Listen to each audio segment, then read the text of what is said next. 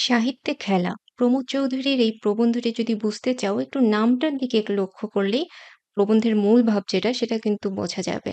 খেলা কি? যখন শিশুরা খেলে, গ্রামের মাঠে যখন একদল ছেলেরা খেলে, তখন ওদের মনে থাকে শুধুই উপভোগ করার ইচ্ছা। তারা কিন্তু কোনো লাভ ক্ষতির হিসাব করে খেলে না। এবং পাশাপাশি ওই খেলার মাঠে শ্রেণী বৈষম্য বা কে ধনী, কে গরিব এটাও খুব বেশি গুরুত্বপূর্ণ না। এই যে খেলা যেটা একেবারেই বিশুদ্ধ উপভোগের বিষয়, সাহিত্যটাও সেরকম উপভোগের বিষয় এবং একই সাথে শ্রেণী বৈষম্যহীন অংশগ্রহণের একটা বিষয় হওয়া উচিত। এরকমই ছিল প্রাবন্ধিকের ইচ্ছা বা তিনি আসলে এরকমটাই চেয়েছেন যে সাহিত্য এরকম হওয়া উচিত। আসলেও তাই, সেটাই হওয়া উচিত। তো এইটাই আসলে এই সাহিত্যে খেলা প্রবন্ধের মূল ভাব। আর বাকিটা আমরা প্রবন্ধ পড়তে, পড়তে বুঝে নিব যে আরো অনেক বক্তব্য, অনেক মেসেজ তিনি দিতে চেয়েছেন যে সাহিত্যটা আসলে কেমন হওয়া উচিত এবং কেমন হওয়া উচিত নয় এবং কিভাবে সেটা তিনি বলেছেন চলো দেখে নেই। জগৎ বিখ্যাত ফরাসি ভাস্কর রোদাস যিনি নিতান্ত জড়প্রস্তরের দেহ থেকে অসংখ্য জীবিত প্রায় দেব-দানব কেটে বের করেছেন, তিনিও শুনতে পাই যখন তখন হাতে কাদা নিয়ে আঙুল টিপে মাটির পুতুল তৈয়ার করে থাকেন। অর্থাৎ তিনি খুব বিখ্যাত একজন ফ্রেঞ্চ আর্টিস্ট যার নাম হচ্ছে আগস্ট রডিন।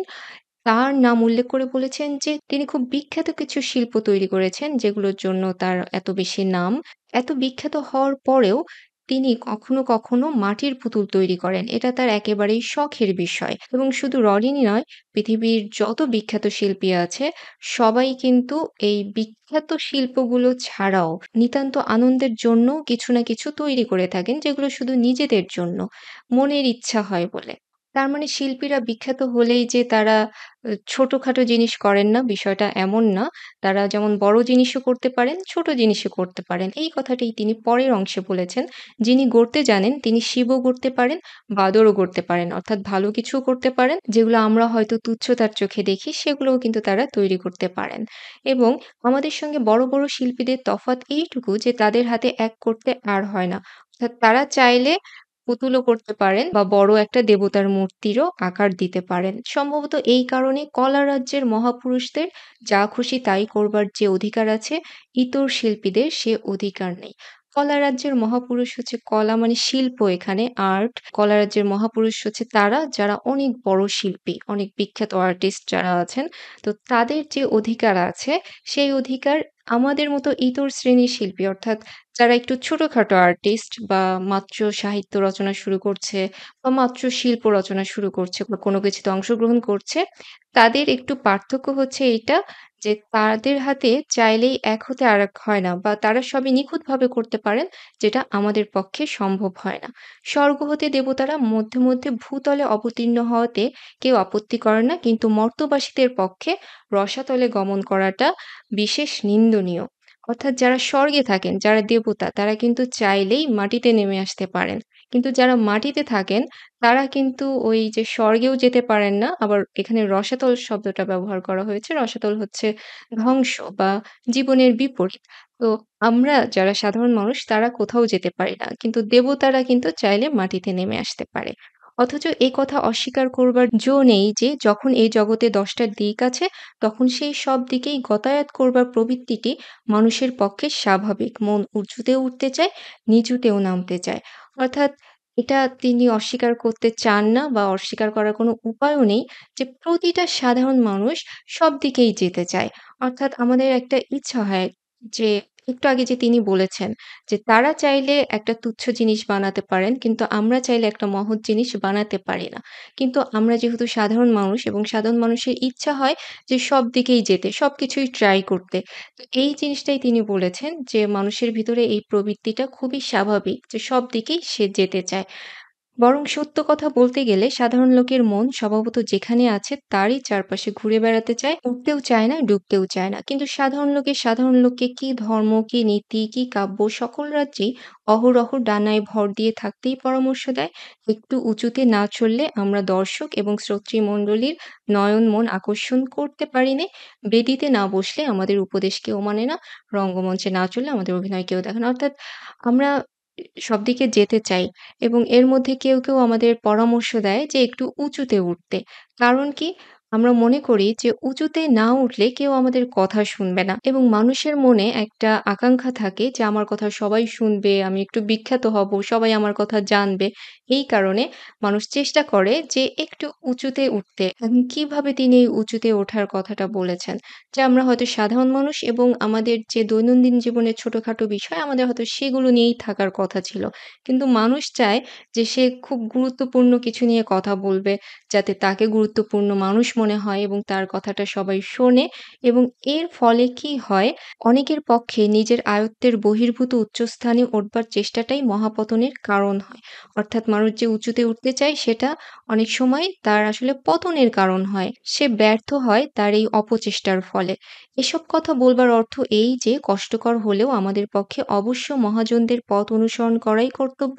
কিন্তু ডাইনে বাঁয়ে ছোটখাটো গলিঘুঁচিতে খেলার ছলে প্রবেশ করবার যে অধিকার তাদের আছে, সে অধিকারে আমরা কেন বঞ্চিত হব? গান করতে গেলেই যে সুর তারায় চড়িয়ে রাখতে হবে, কবিতা লিখতে হলেই যে মন শুধু গভীর ও প্রখর ভাব প্রকাশ করতে হবে, এমন কোনো নিয়ম থাকা উচিত নয়। শিল্পরাজ্যে খেলা করবার প্রবৃত্তির ন্যায় অধিকারও ছোট বড় সকলেরই সমান আছে।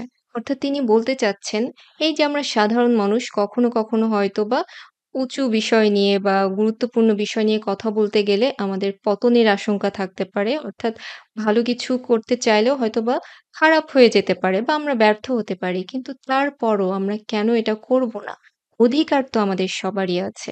বা এই যে সাহিত্য হোক বা শিল্প হোক, যেকোনো কিছু নিয়ে যেকোনো বিষয় নিয়ে কথা বলার বা অনুভূতি ব্যক্ত করার অধিকারটা কিন্তু সবারই সমান। এই কারণেই তিনি বলেছেন যে, শিল্পরাজ্যে খেলা করবার প্রবৃত্তির ন্যায় অধিকারও বড় ছোট সকলেরই সমান আছে।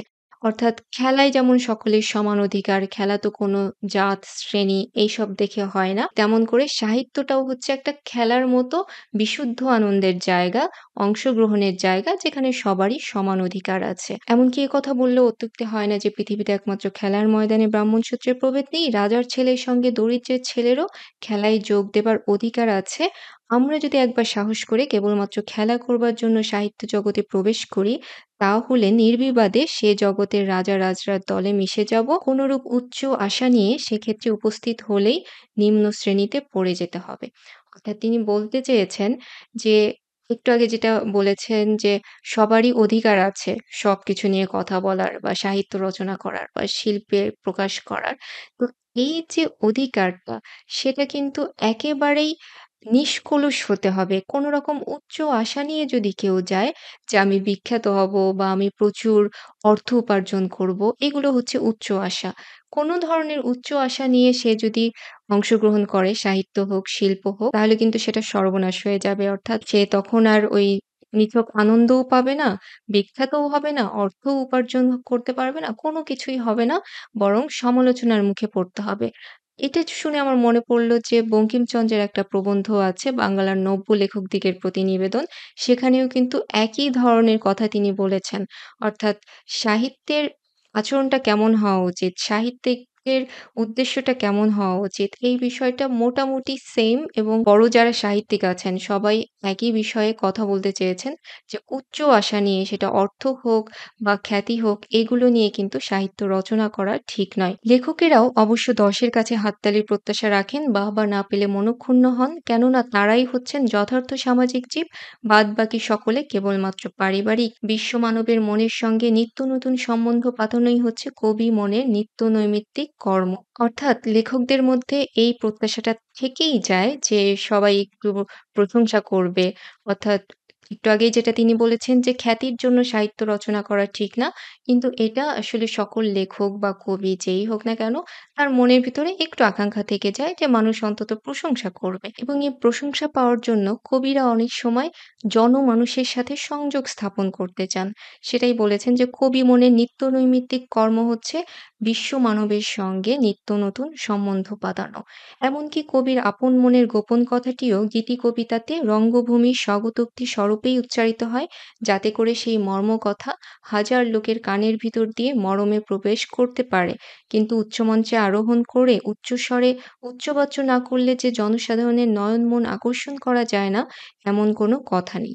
অর্থাৎ তিনি এখানে একটু সমালোচনা করেছেন যে কবিরা অনেক সময় গীতি কবিতায় যেখানে তাদের নিজের অনুভূতির কথা ব্যক্ত করেন। তো সেটা যেন অনেক সময় এমন হয়ে দাঁড়ায় যে নিজের অনুভূতিটাকে বাজারে বিক্রি করার মতো। অর্থাৎ সবার কানে যেন পৌঁছায়, সবার কাছে নিজেকে প্রকাশ করে একটু আত্মতৃপ্তি পাওয়া বা একটু প্রশংসা খুঁজে পাওয়া। সাহিত্য জগতে যাদের খেলা করবার প্রবৃত্তি আছে, সাহস আছে ও ক্ষমতা আছে, মানুষের নয়ন মন আকর্ষণ করবার সুযোগ বিশেষ করে তাদের কপালেই ঘটে। মানুষে যে খেলা দেখতে ভালোবাসে তার পরিচয় তো আমরা এই জড় সমাজেই নিত্যই পাই। অর্থাৎ খেলার যে বৈশিষ্ট্যের কথা তিনি আগে বলেছেন যে যেখানে শ্রেণী বৈষম্য থাকে না বা কোনো উচ্চাশা থাকে না, সাহিত্যে যার এই বিষয়টা আছে যে কোনো ধরনের বিশেষ উদ্দেশ্য নেই বা তার মধ্যে কোনো সাম্প্রদায়িকতা নেই, তারই এই মানুষের মন জয় করার ক্ষমতাটা থাকে এবং তিনি এটা সম্ভব করে থাকেন। বাকিরা কিন্তু পারে না। যারা উচ্চাশা নিয়ে উচ্চবাচ্য করে, বিশেষ উদ্দেশ্য নিয়ে নিজের অনুভূতিটাকে বাজারে প্রকাশ করে, তারা যেটা পারে না, ওই ব্যক্তি পারে যে সাহিত্যিক একদমই শুধু আনন্দের জন্য লেখে, নিজের আত্মতৃপ্তির জন্য লেখে, অন্য কিছুর জন্য না। তো এইখানে একটা উদাহরণ তিনি বলেছেন যে, টাউন হলে বক্তৃতা শুনতেই বা কজন যায়, আর গড়ের মাঠে ফুটবল খেলা দেখতেই বা কজন যায়। অর্থাৎ কলকাতার খুব কাছাকাছি ২ টা স্থান হচ্ছে টাউন হল এবং গড়ের মাঠ। তো এই টাউন হলটা হচ্ছে খুব বিখ্যাত লোকদের আনাগোনা থাকে, যারা একটু রাজনৈতিক নেতৃবৃন্দ বা যারা একটু আর্টিস্ট, অর্থাৎ গুরুত্বপূর্ণ বিষয়গুলো নিয়ে সেখানে এক্সিবিশন হয়, বক্তৃতা হয়। তো এই জিনিসগুলোর ক্ষেত্রে যেটা ঘটে, ওইখানে যত মানুষ উপস্থিত হয়, যেটা রাষ্ট্রের জন্য খুব গুরুত্বপূর্ণ, তার চেয়ে অনেক বেশি মানুষ উপস্থিত হয় ঠিক পাশেই গড়ের মাঠে ফুটবল খেলা দেখতে। এই ফুটবল খেলার কিন্তু খুব গুরুত্বপূর্ণ কোনো উদ্দেশ্য নেই, যেটা দেশের জন্য, রাষ্ট্রের জন্য খুব গুরুত্বপূর্ণ, পৃথিবী উদ্ধার করে দিবে, এমন কোনো গুরুত্বপূর্ণ বিষয় কিন্তু ফুটবল খেলায় নেই।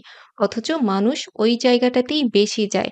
এটাতেই প্রমাণিত হয় যে কোনো উদ্দেশ্য নিয়ে কোনো কাজ করলে সেটা অত বেশি দর্শকনন্দিত হয় না বা শ্রোতাদের মন আকর্ষণ করে না। পাঠকদের হৃদয় জয় করে না। এ কারণেই আবারও বলছি যে, যে জিনিসটা একেবারেই নিছক আনন্দের জন্য উপস্থাপনা করা হয়, সেটাই মানুষের মন জয় করতে পারে। এই বিষয়টা তিনি এই যে টাউন হল এবং গড়ের মাঠের উদাহরণ দিয়ে বুঝিয়েছেন। এবং আরেকটা খুব গুরুত্বপূর্ণ কথা তিনি এই বলেছেন যে, যে খেলার ভিতর আনন্দ নেই কিন্তু উপরি পাওনার আশা আছে, তার নাম খেলা নয় জুয়া খেলা। ও ব্যাপার সাহিত্যে চলে না, কেননা ধর্ম তো জুয়া খেলা লক্ষ্মী পূজার অঙ্গ, সরস্বতী পূজার নয়। অর্থাৎ ওই খেলার কোনো উদ্দেশ্য কিন্তু থাকা যাবে না। যদি সেখানে পাওনার আশা থাকে সেটা কিন্তু জুয়া খেলা। আর জুয়া খেলা লক্ষ্মী পূজার অঙ্গ মানে জুয়া খেলা হচ্ছে হয়তোবা টাকা-পয়সা উপার্জন করা যায় বা আদান-প্রদান হয়। এই কারণে লক্ষ্মী পূজার অঙ্গ, অর্থাৎ লক্ষ্মী হচ্ছে ধন সম্পদের দেবতা বলে এখানে ব্যঙ্গ করে তিনি বলেছেন, জুয়া খেলা লক্ষ্মী পূজার অঙ্গ, সরস্বতী পূজা নয়। অন্যদিকে সরস্বতী হচ্ছে ধন সম্পদ নয়, জ্ঞানের দেবী। এই কারণেই বলেছেন যে এই খেলা, যেটা জুয়া খেলা, সেটা লক্ষ্মী পূজার অঙ্গ, সরস্বতী পূজায় নয়। এবং যেহেতু খেলার আনন্দ নিরর্থক অর্থাৎ অর্থগত নয়, সে কারণে তা কারো নিজস্ব হতে পারে না। এই আনন্দে সকলেরই অধিকার সমান। সুতরাং সাহিত্যে খেলা করবার অধিকার যে আমাদের আছে, শুধু তাই নয়, স্বার্থ এবং পরার্থ এই দুইয়ের যুগপৎ সাধনের জন্য মনোজগতে খেলা করাই হচ্ছে আমাদের পক্ষে সর্বপ্রধান কর্তব্য। অর্থাৎ সাহিত্য শুধু আমরা ইচ্ছামতো যে অংশগ্রহণ করব, সেটা তো অবশ্যই, তার পাশাপাশি নিজের স্বার্থ এবং অন্যের স্বার্থ, এই ২ এর কথাই চিন্তা করতে হবে। তারপরে যদি আমরা সাহিত্যে অংশগ্রহণ করি, সেটাই আসলে আমাদের উচিত কাজ হবে।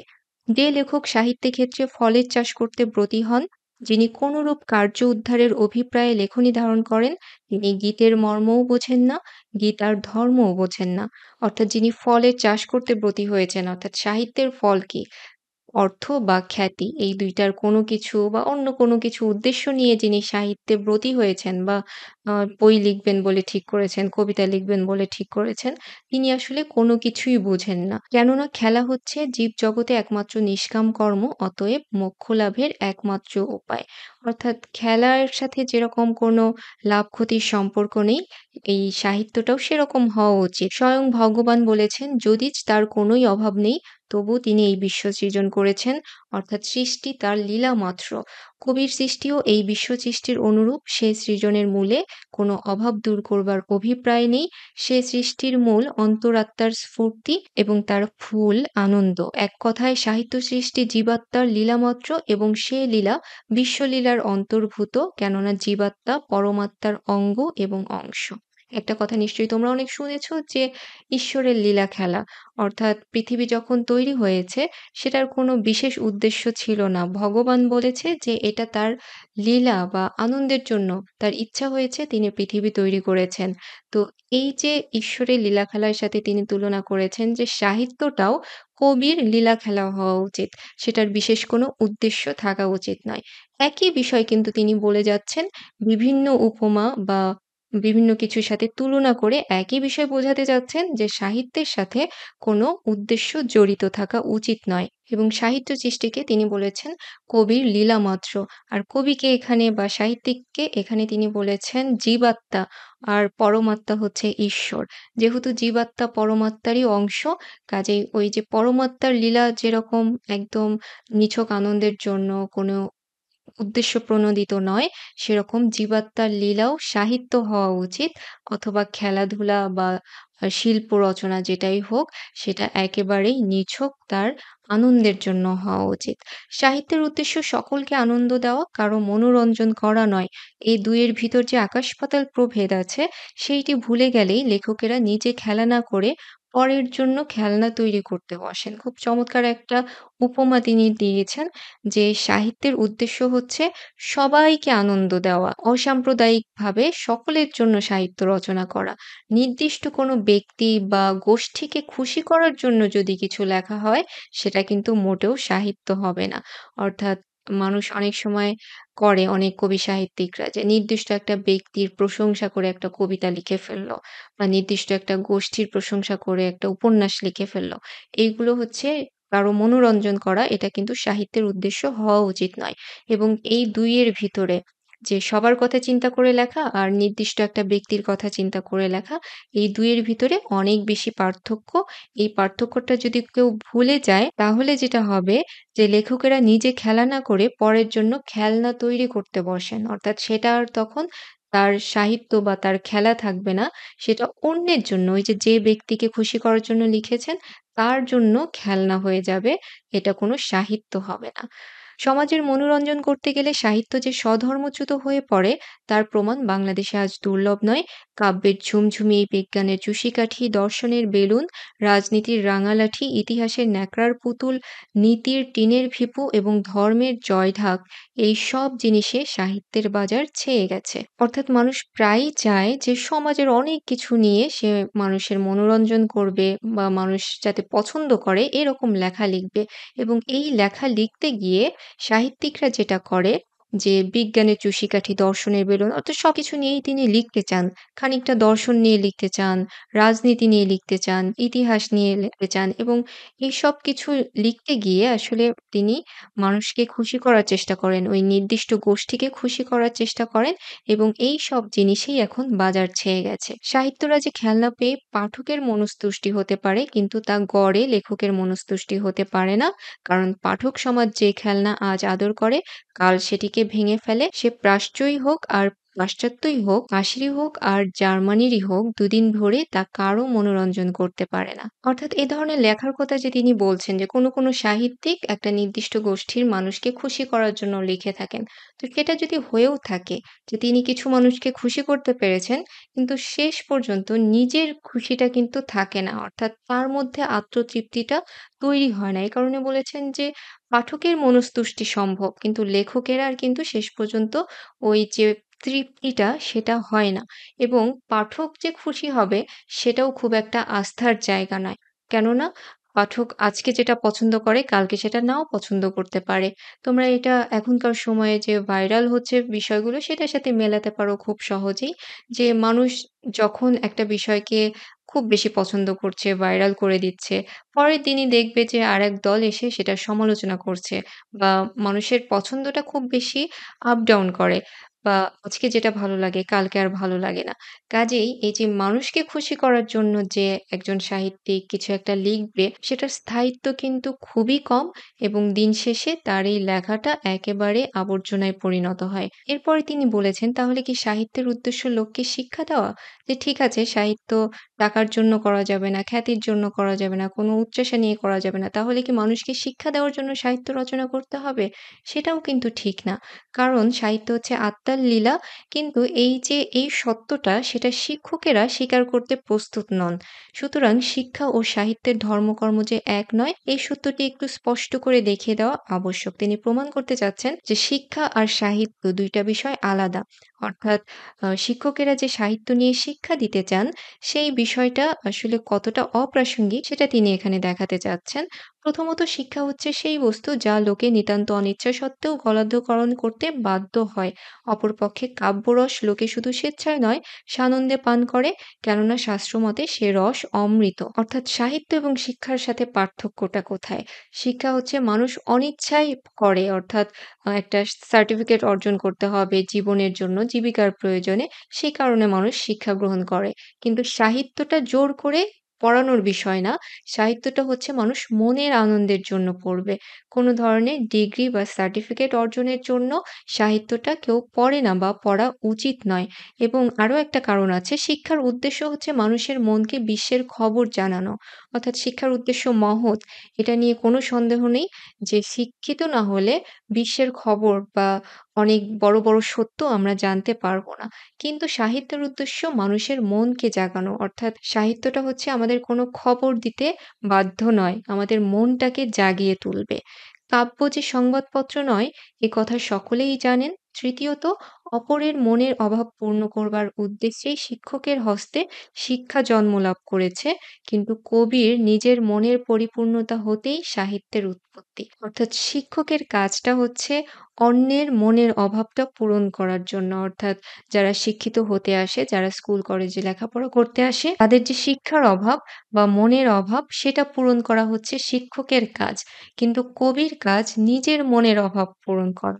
ওই যে কবিতা লিখে বা সাহিত্য রচনা করে আত্মতৃপ্তি অর্জন করবে, যেটা সাহিত্যের একমাত্র আনন্দ, একমাত্র উদ্দেশ্য। সেই আত্মতৃপ্তিটাই হচ্ছে নিজের মনের অভাবটা পূরণ করা। এবং সাহিত্যের উদ্দেশ্যে যে আনন্দ দান করা, শিক্ষাদান করা নয়, একটি উদাহরণের সাহায্যে তার অকাট্য প্রমাণ দেওয়া যেতে পারে। দেখি তিনি কি প্রমাণ দিয়েছেন। বাল্মীকি আদিতে মুনি ঋষিদের জন্য রামায়ণ রচনা করেছিলেন, জনগণের জন্য নয়। রামায়ণের যে আদি রচয়িতা বাল্মীকি, তিনি শুধু ওই বিশেষ একটা শ্রেণীর জন্য, যারা মুনি ঋষি, সাধক, তাদের জন্য রামায়ণটা তিনি রচনা করেছেন, জনগণের জন্য নয়। এ কথা বলা বাহুল্য যে বড়, বড় মুনি ঋষিদের কিঞ্চিৎ শিক্ষা দেওয়া তার উদ্দেশ্য ছিল না। অর্থাৎ এক শ্রেণীর সাধকদের জন্য তিনি তৈরি করেছেন, কিন্তু তাদের কোনো শিক্ষা দেওয়া কিন্তু তার উদ্দেশ্য ছিল না। যেহেতু তারা মুনি ঋষি, সাধক, তারা এমনিতেই সবকিছু জানেন, তাদের শুধু আনন্দ দেওয়ার জন্যই ওই রামায়ণটা তিনি রচনা করেছেন। কিন্তু রামায়ণ শ্রবণ করে মহর্ষিরাও যে কতদূর আনন্দে আত্মহারা হয়েছিলেন, তার প্রমাণ তারা কুশীলবকে তাদের যথাসর্বস্ব, এমনকি কৌপিন পর্যন্ত পেলা দিয়েছিলেন। অর্থাৎ যদিও কোনো উদ্দেশ্য ছাড়া শুধুমাত্র আনন্দ দেওয়ার জন্য এই রামায়ণটা রচনা করেছিলেন, তারপরও এটা যে কতটা জনপ্রিয় হয়েছিল তার প্রমাণ এখানে দিয়েছেন তিনি। যে যারা শুনতেন, মহর্ষি হচ্ছে ওই বিখ্যাত মুনি ঋষিরা, তো তারা এটা কতটা ভালোবেসেছিলেন সেটার প্রমাণ হচ্ছে যে কুশীলব মানে হচ্ছে যিনি অভিনয় করেন বা নাটকে কোনো সংলাপ বলেন। এখানে কুশীলব হচ্ছে যারা রামায়ণটা আবৃত্তি করে শোনাতেন। সুন্দর সুর করে আবৃত্তি করে ওই মুনি ঋষিদের শোনাতেন, তারাই হচ্ছে কুশীলব। তো এই কুশীলবকে তারা কি করতেন, যে নিজের যে পরিধানের ছোট একটা বস্ত্র আছে, যেটার নাম হচ্ছে কৌপিন। অর্থাৎ মুনি ঋষিদের তো আর অনেক ধন সম্পদ থাকতো না। নিজের গায়ে ছোট্ট একটা বস্ত্র থাকতো। এই কাপড়টাও তারা আনন্দে দিয়ে দিতেন। পেলা মানে হচ্ছে মানুষ যখন কোনো entertainment এর পরে খুশি হয়ে ওই গায়ক বা ওই নর্তক-নর্তকী তাদেরকে দিয়ে দেয় নিজের গলার মালা খুলে, এগুলো হচ্ছে পেলা। তো এই জিনিসটা মুনি ঋষিরা করতেন, যে তাদের যা সামান্য কিছু আছে সেটাও তারা দিয়ে দিতেন। রামায়ণ কাব্য হিসেবে যে অমর এবং জনসাধারণ আজও যে তার শ্রবণে পঠনে আনন্দ উপভোগ করে, তার একমাত্র কারণ আনন্দের ধর্মই এই যে তার সংক্রামক। অর্থাৎ রামায়ণ যে এখন পর্যন্ত বিখ্যাত, তার কারণ হচ্ছে এইটাই যে এটা আনন্দের জন্য তৈরি করা হয়েছিল এবং আনন্দটা হচ্ছে সংক্রামক, মানুষ থেকে মানুষে বিস্তার লাভ করে। অপরপক্ষে লাখে একজনও যে যোগ বাশিষ্ঠ রামায়ণের ছায়া মাড়ান না, তার কারণ সে বস্তু লোককে শিক্ষা দেবার উদ্দেশ্যে রচিত হয়েছিল, আনন্দ দেবার জন্য নয়। যোগ বাশিষ্ঠ রামায়ণ হচ্ছে রামায়ণের একটা শিক্ষণীয় ভার্সন। অর্থাৎ একই কাহিনী, কিন্তু সেটা আ ছোটদের শিক্ষা দেওয়ার জন্য বা তরুণ-তরুণীদের শিক্ষা দেওয়ার জন্য শিক্ষামূলকভাবে বাল্মীকির রামায়ণ থেকে নতুন এক ধরনের রামায়ণ তৈরি করা হয়েছিল। এই রামায়ণ কিন্তু একেবারেই প্রচলিত হয়নি বা মানুষের কাছে জনপ্রিয়তা পায়নি। এটাই হচ্ছে প্রমাণ যে যেটা শিক্ষা দেওয়ার জন্য রচনা করা হয়েছিল, সেটা আসলে দিন শেষে মানুষের কাছে গ্রহণযোগ্যতা পায় না। যেটা একেবারে আনন্দের জন্য রচিত হয়েছিল, সেটাই কিন্তু এখন পর্যন্ত মানুষ আনন্দের সাথে গ্রহণ করেছে। আসল কথা এই যে সাহিত্য কশিনকালেও স্কুল মাস্টারির ভার নেয়নি। অর্থাৎ সাহিত্যে কোনো মানুষকে শিক্ষা দেবার কোনো বিষয় ছিল না, কখনোই ছিল না। এতে দুঃখ করার কোনো কারণ নেই। দুঃখের বিষয় এই যে স্কুল মাস্টারেরা একালে সাহিত্যের ভার নিয়েছেন। অর্থাৎ সাহিত্য যে কখনো শিক্ষার দায়িত্ব নেয় নাই, এটা কোনো দুঃখের বিষয় না। দুঃখের বিষয় হচ্ছে আজকাল স্কুল মাস্টার বা যারা শিক্ষক, তারা সাহিত্যের ভার নিয়েছেন। অর্থাৎ তারা সাহিত্যটাকে শিক্ষার বাহন হিসেবে নিয়েছেন এবং সাহিত্যের মধ্য দিয়ে কি শিক্ষা দেওয়া হয়েছে সেটা বোঝাতে চান। আমাদের কথাই একটু বলি যে আমরা যখন তোমাদের সাহিত্য পড়াই, তখন আমরা অনেক সময়ই চেষ্টা করি যে এই সাহিত্য দিয়ে আসলে কবি এটা বোঝাতে চেয়েছেন, তোমাদের এরকম করা উচিত, ওরকম করা উচিত। এই জিনিসটা হচ্ছে আমাদের ভুল। সাহিত্য কখনোই কোনো কিছু শিক্ষা দেয় না। সাহিত্য একেবারেই আনন্দ নেওয়ার জন্য পড়তে হয়। এটা ঠিক যে তোমাদের এখন গদ্য-পদ্য পড়তে হচ্ছে, যেগুলো সাহিত্যের অংশ, যে পড়তে হচ্ছে পরীক্ষায় নাম্বার পাওয়ার জন্য, সেটা তো অবশ্যই একটা উদ্দেশ্য থাকে। কিন্তু আসলে এটা হওয়া উচিত ছিল না। উচিত ছিল যে তোমরা নিজেরাই এই গদ্য-পদ্যগুলো পড়বে এবং পরীক্ষায় নম্বর পাওয়ার জন্য না, এমনিতেই এগুলো তোমরা আত্মস্থ করবে। দুঃখজনক হলেও সত্যি তোমরা সেটা করো না। বইয়ের বাইরে সাহিত্য তো আসলে এখন খুবই পড়া কঠিন, তোমাদের সময়ও হয়ে ওঠে না।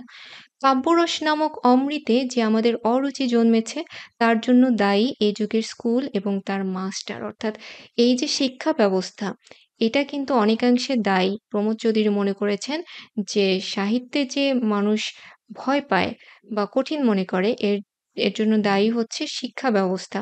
কাব্য পড়বার ও বোঝবার জিনিস, কিন্তু স্কুল মাস্টারের কাজ হচ্ছে বই পড়ানো ও বোঝানো। লেখক এবং পাঠকের মধ্যে এখন স্কুল মাস্টার দণ্ডায়মান। এই মধ্যস্থদের কৃপায় আমাদের সঙ্গে কবির মনের মিলন দূরে থাক, চার চক্ষুর মিলনও ঘটে না। অর্থাৎ এই যে একটা আ বিষম অবস্থা, যে শিক্ষা ব্যবস্থায় সাহিত্য চলে এসেছে এবং সাহিত্যের মধ্যে দিয়ে শিক্ষা দেওয়ার একটা প্রবণতা চলে আসছে।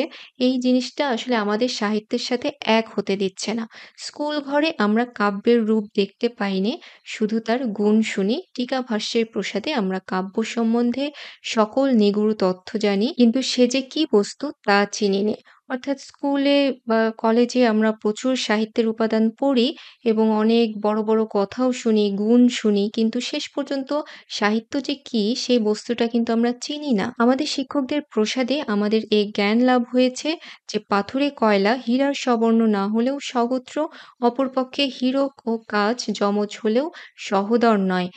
একের জন্ম পৃথিবীর গর্ভে, অপরটি মানুষের হাতে এবং উভয়ের ভিতর এক দা-কুমড়া সম্বন্ধ ব্যতীত অপর কোনো সম্বন্ধ নেই। অথচ এত জ্ঞান সত্ত্বেও আমরা সাহিত্যে কাচকে হীরা এবং হীরাকে কাচ বলে নিত্য ভুল করি এবং হীরা ও কয়লাকে এক শ্রেণীভুক্ত করতে তিলমাত্রও দ্বিধা করি নে। তিনি বলতে চাচ্ছেন যে আমাদের শিক্ষা ব্যবস্থায় অনেক সময় সাহিত্যকে একটা নির্দিষ্ট ছকে ফেলতে চাওয়া হয়। যেমন ধরো হীরা এবং কয়লা দুটাই কিন্তু কার্বনের ২ টা ভিন্ন রূপ। তো বিজ্ঞান আমাদের এরকম শেখায় যে হীরা হচ্ছে কয়লার শ্রেণীভুক্ত, অন্যদিকে কাচ যেটা দেখতে হীরার মতো, কিন্তু ২ টা আসলে ভিন্ন জিনিস। তো আমরা এই যে আমাদের বিজ্ঞান থেকে শেখা জিনিসগুলো অনেক সময় সাহিত্যেও বুঝতে চাই। যে কারণে দেখা যায় যে আমরা কোনটা হীরা, কোনটা কাঁচ এবং কোনটা কয়লা, এগুলো সব গুলিয়ে ফেলি। এবং শেষ পর্যন্ত যেটা হয় যে কোনটাই আমরা ঠিকমতো চিনতে পারি না। আর না চেনার কারণে সাহিত্যের যে রসটা, সেটা আমরা ঠিকমতো আস্বাদন করতে পারি না। কবির কাজ হচ্ছে কাব্য সৃষ্টি করা, আর শিক্ষকের কাজ হচ্ছে ১ম এ তা বধ করা, তারপরে তার শবচ্ছেদ করা এবং ওই উপায়ে তার তত্ত্ব আবিষ্কার করা ও প্রচার করা। কবি হয়তো তার একান্ত একটা অনুভূতি থেকে কবিতা লিখেছেন। কিন্তু শিক্ষক কি করে? সাহিত্য পড়াতে গিয়ে ওই অনুভূতিটার ব্যবচ্ছেদ করে। অর্থাৎ যেটা একমাত্র কবির ব্যক্তিগত অনুভূতি ছিল, সেটা যখন পাঠ্য বইয়ের অন্তর্ভুক্ত হয়, তখন কিন্তু সেটা একদম আর তার ব্যক্তিগত অনুভূতি থাকে না। বরং সেটাকে নিয়ে সবাই এমন আলোচনা সমালোচনা শুরু করে, কবিটা কেন লিখেছেন, কি মনে করে লিখেছেন, এটা লিখে কি হলো, না লিখলে কি হতো। এই যে এই সবকিছু করতে গিয়ে ওই অনুভূতিটা আর মানে কবির যে ব্যক্তিগত একটা পবিত্র অনুভূতি থাকে সেটা আর ওরকম সুন্দর থাকে না। সাহিত্যের সর্বনাশ হয়ে যায়। এই কারণে নির্ভয়ে বলা যেতে পারে কারো মনোরঞ্জন করা সাহিত্যের কাজ নয়, কাউকে শিক্ষা দেওয়াও কাজ নয়। আর সাহিত্য ছেলের হাতে খেলনাও নয়, গুরুর হাতের বেতও নয়। অর্থাৎ ছেলের হাতে খেলনা মানে চাইলে যা খুশি তাই করা যায়। আর গুরুর হাতের বেত মানে হচ্ছে তোমাকে মানুষ হতেই হবে, সাহিত্য দিয়ে তোমাকে এই শিক্ষাটা গ্রহণ করতেই হবে। অর্থাৎ এরকম কোনো উদ্দেশ্য সাহিত্যের নেই। বিচারের সাহায্যে এইমাত্র প্রমাণ করা যায়, তবে বস্তু যে কি তার জ্ঞান অনুভূতি সাপেক্ষ, তর্ক সাপেক্ষ নয়। অর্থাৎ এতদূর পর্যন্ত তিনি বলতে পেরেছেন যে সাহিত্যের উদ্দেশ্য যে অর্থ উপার্জন নয় বা কারো মনোরঞ্জন করা নয় বা কাউকে শিক্ষা দেওয়া নয়, এইটুকু তিনি বলতে পেরেছেন। কিন্তু সাহিত্য যে শেষ পর্যন্ত কি সেটা অনুভূতি সাপেক্ষ, অর্থাৎ নিজেকে বুঝতে হবে। একটা গল্প পড়ে সেটা পড়ে কি অনুভূত হলো এটা পাঠক মাত্র আলাদা। প্রতিটা পাঠক আলাদা, আলাদাভাবে অনুভব করবে যে একটা গল্প, একটা কবিতা তার ভিতরে কি অনুভূতির সৃষ্টি করেছে। এটা হচ্ছে অনুভূতি সাপেক্ষ, অর্থাৎ সে নিজে অনুভব করবে। এটা তাকে কেউ যেন শিখিয়ে না দেয় এবং কেউ যাতে তর্ক করে প্রতিষ্ঠিত না করে যে এই গল্প দিয়ে এটাই বোঝানো হয়েছে, এই কবিতা দিয়ে এটাই বোঝানো হয়েছে, তোমাকে এটাই বুঝতে হবে। সাহিত্যে মানবাত্মা খেলা করে এবং সেই খেলার আনন্দ উপভোগ করে। এই যে আমাদের প্রবন্ধের নাম সাহিত্যে খেলা, আগেই বলেছি, এবং মানুষের মন বা মানুষের আত্মা এই সাহিত্য নিয়ে খেলা করবে এবং উপভোগ করবে। অর্থাৎ নিজের ইচ্ছা, নিজের আনন্দটাকে প্রকাশ করবে খেলার মতো করে। যেখানে অন্য কোনো কিছু গুরুত্বপূর্ণ হবে না, একেবারেই আনন্দটুকুই শুধু গুরুত্বপূর্ণ। এ কথার অর্থ যদি স্পষ্ট না হয় তাহলে কোনো সুদীর্ঘ ব্যাখ্যার দ্বারা তা স্পষ্টতর করা আমার অসাধ্য। অর্থাৎ এই পর্যন্ত বলে যদি কেউ না বুঝে বা সাহিত্যকে কোনো গুরুত্বপূর্ণ মেসেজের বাহক হিসেবে ধরে বা আরো কিছু বুঝতে চায়, তাহলে এর চেয়ে বেশি সহজ করে আর তার পক্ষে বুঝিয়ে দেওয়া সম্ভব নয়। এইসব কথা শুনে আমার জনৈক শিক্ষাভক্ত বন্ধু এই সিদ্ধান্তে উপনীত হয়েছেন যে সাহিত্য খেলার ছলে শিক্ষা দেয়। অর্থাৎ শেষের লাইনটা খুবই ইন্টারেস্টিং যে এই যে তিনি এত কিছু বলেছেন সাহিত্যের উদ্দেশ্য নিয়ে, কিন্তু এইটা শুনেও তার একটা শিক্ষাভক্ত বন্ধু বলেছেন যে ঠিক আছে, সাহিত্য তাহলে খেলার ছলে শিক্ষা দেয়। অর্থাৎ প্রতিটা মানুষই নিজের মতো করে বুঝেই যাচ্ছে। তিনি যেটা বলতে চাচ্ছেন সেটা কিন্তু এখন পর্যন্ত বা তিনি যখন লিখছেন তখন পর্যন্ত ঠিক সবাই মেনে নিচ্ছেন না বা হয়তোবা বলছে ঠিক আছে মানলাম। কিন্তু ওই যে সাহিত্যের সাথে শিক্ষার একটা অবিচ্ছেদ্য অংশ এটা অনেকের মনেই গেঁথে গেছে। যে ঠিক আছে সাহিত্য মানলাম খেলা হবে কিন্তু খেলার ছলে শিক্ষাও হবে। অর্থাৎ এটা খুবই কঠিন সাহিত্যকে শিক্ষা থেকে আলাদা করা। অন্তত আমরা যেভাবে পড়ে আসি বা আমাদের পাঠ্যপুস্তকে যেভাবে অন্তর্ভুক্ত করা হচ্ছে সাহিত্যকে, সেখানে আমাদের পক্ষে মেনে নেওয়া কঠিন যে সাহিত্য শিক্ষা থেকে আলাদা হবে।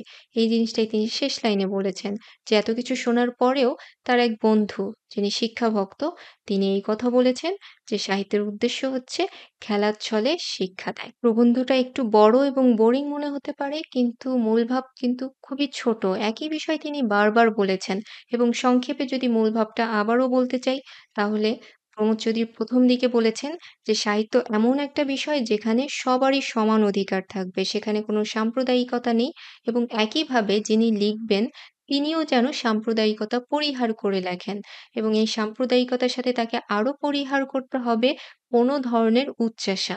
তিনি বিখ্যাত হবেন, তিনি বড়লোক হবেন, এই ধরনের উচ্চাশাগুলো ত্যাগ করে তাকে সাহিত্য রচনা করতে হবে এবং তিনি বিভিন্নভাবে উপমা দিয়েছেন, উদাহরণ দিয়েছেন যে যখনই উদ্দেশ্যপ্রণোদিত কোনো কিছু ঘটে বা ঘটেছে সেগুলো মানুষের কাছে খুব বেশি গ্রহণযোগ্যতা পায়নি। যেগুলো শুধু আনন্দের জন্য তৈরি হয়েছে যেমন ধরো ওই গড়ের মাঠের ফুটবল খেলা বা বাল্মীকির রামায়ণ যেগুলো শুধুই আনন্দের জন্য বানানো হয়েছিল বা খেলা হয়ে থাকে, এইগুলোই মানুষের কাছে ভালোবাসা পেয়ে থাকে। অর্থাৎ সাহিত্যে কোনো উদ্দেশ্য নয়, আনন্দটাই মুখ্য এবং এই কবি বা সাহিত্যিক নিজে যাতে আত্মতুষ্টি অনুভব করেন বা পরিতৃপ্ত হতে পারেন, তখনই সেটা পরিপূর্ণ সাহিত্য রচনা করা হবে এবং আরো বলেছেন যে সাহিত্যের সাথে শিক্ষার বিষয়টা আলাদা হতে হবে। সাহিত্য কখনোই শিক্ষার বাহন হতে পারে না বা সাহিত্যের উদ্দেশ্য মানুষকে শিক্ষা দেওয়া না। শিক্ষা দিতে হলে আরো অনেক কিছু লেখা আছে, সাহিত্য না। তুমি অন্যভাবে মানুষকে শেখাও। কিন্তু সাহিত্য রচনা করে তুমি একটা জনগোষ্ঠীকে কুসংস্কার মুক্ত করবে, তাকে শিক্ষিত করবে, এই আশা নিয়ে কখনো সাহিত্য রচনা করা যায় না এবং যারা সাহিত্য পড়ান তাদেরও এই বিষয়টা মাথায় রাখা উচিত যে কোনো ধরনের মেসেজ দেওয়া বা সাহিত্যের একটা অংশকে শিক্ষণীয় বিষয় হিসেবে চিন্তা না করে সেটাকে শুধুই রস আস্বাদন করার উপযোগী করে বিচার করতে হবে। অর্থাৎ সেটা পড়ে নিজের মনে ভালো লাগার তৈরি হচ্ছে কিনা, নিজের অনুভূতিটা প্রখর হচ্ছে কিনা, এই জিনিসটাই চিন্তা করতে হবে। এটাই সাহিত্যের উদ্দেশ্য হওয়া উচিত। যারা ভবিষ্যতে লেখালেখি করতে চাও তাদের জন্য এই প্রবন্ধটা অনেক বেশি কাজে লাগবে যে কিভাবে লিখলে ভালো হবে এবং কিভাবে লেখা উচিত হবে না সেটার জন্য কিন্তু এই প্রবন্ধটা বারবার পড়া উচিত। আর পরীক্ষার জন্য তো পড়বেই। তাহলে এই পর্যন্তই আজকে। সবাই ভালো থেকো। ধন্যবাদ।